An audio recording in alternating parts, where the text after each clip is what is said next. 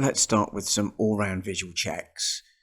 So there should be no bodywork damage, no loose bodywork, so as to cause risk of injury to any other road user or pedestrian.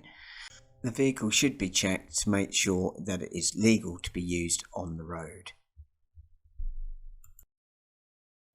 So now we need to check and inspect all 4 tyres to make sure that they are legal and safe for our journey. To start off, we're going to check the sidewalls and we're going to check that they haven't got any cuts or any bulges.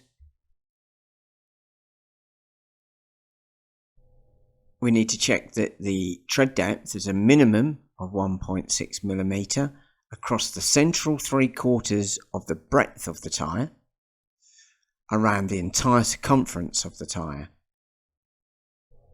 Now we've checked the condition of the tyres, we need to make sure that the tyre pressures are correct. So we need to check that the tyre pressure is checked at least every 14 days. Check when the tyres are cold. Use a reliable pressure gauge. Don't forget the spare tyre if your vehicle has one, and don't forget to refit the valve caps. So the tyre pressure information can be found inside the driver's door, or it can be found in the owner's manual / handbook.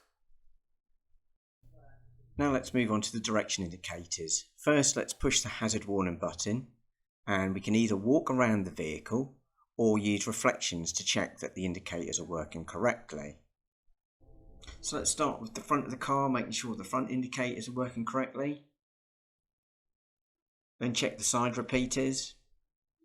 Walking round to the back, making sure that the rear indicators are working correctly. Now let's check the headlights and tail lights. So turn on ignition if necessary, and then turn the light switch to the dip beam. To check their headlights and tail lights, we can walk around the car, checking the front and rear lights, or we can check in reflections to see if lights are working. We can use reflections in vehicles or reflections in windows. Check dip beam and high beam. Check side lights or daytime running lights. Check fog lights if necessary. Check rear lights. Check rear fog lights if necessary. To check the brake lights, we can ask a passenger to get out and check for us. We can use reflections such as windows, a brick wall or a garage door to check. We need to check both low-level brake lights, and we need to check the high-level brake light. Now we're going to do some under the bonnet checks. So the oil level check first, we're going to go to the dipstick and we're going to remove it. We would wipe it clean and then we would replace it. And then we would remove the dipstick again, checking that the oil level is between the minimum and maximum markers.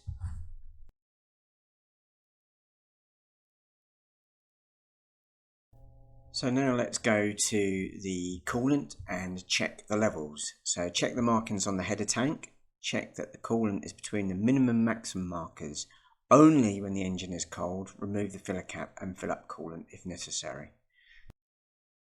Checking the windscreen washer fluid. Open the cap. Visual check inside for any fluid. Fill up as required.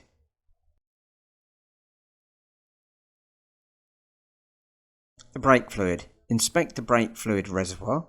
Check the brake fluid is between the minimum and maximum levels and fill up if required. Closing the bonnet. Hold the bonnet about 6 inches and then drop to close. Back inside the car, turn on the ignition. Check that all the warning lights go out. Pay attention to the ABS warning light. If this remains on after switching on the ignition, this indicates that there is a fault with the anti-lock braking system. The car should not be driven. Power assisted steering. Make sure the power assisted steering is working before a journey. Turn on the engine. Place gentle pressure on the steering wheel. The wheel should move freely.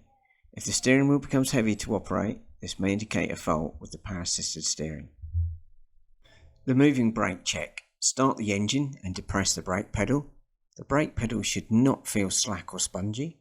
Drive forward slowly. Making sure it is safe behind, apply the brake. The car should stop without pulling to one side.